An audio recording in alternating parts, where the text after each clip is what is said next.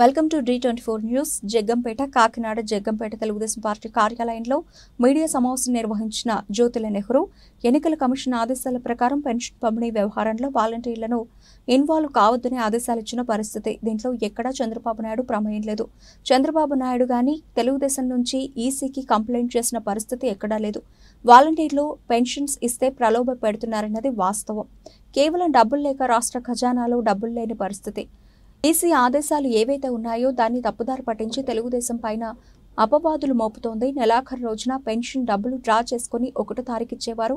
వీళ్లకు చిత్తశుద్ధి ఉంటే బ్యాంకులో డబ్బులు ఉంటే 30వ తారీఖున డ్రా చేసుకునేవారు. దీనికి కేవలం రాజకీయ ప్రయోజనం కోసం రేపు జరిగే ఎన్నికల్లో రాజకీయ లబ్ధి కోసం గ్లోబల్ ప్రచారాన్ని చేస్తున్నారు.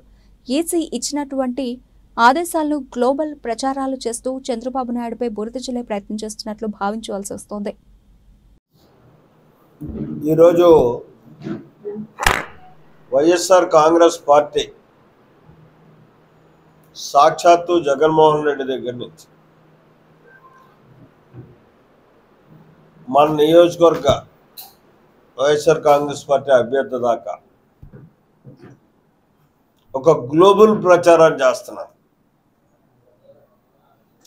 ఏదైతే పెన్షన్ల వ్యవహారం ఉందో ఈసీ ఇచ్చినటువంటి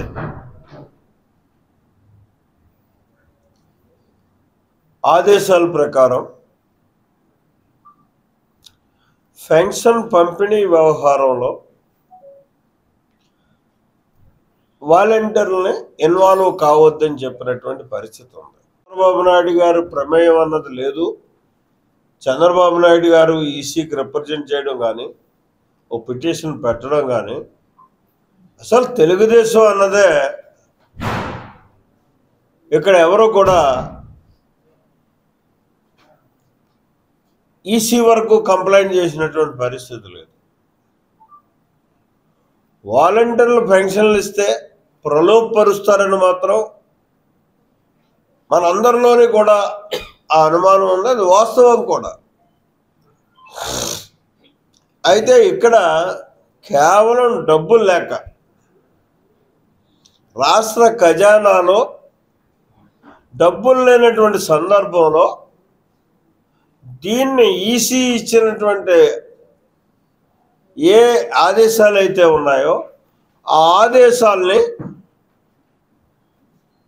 ఇవాళ తప్పుదారి పట్టించి తెలుగుదేశం పార్టీ పెన్షన్లు ఆపించేసింది అని చెప్పి గ్లోబల్ ప్రచారం చేస్తున్నారు.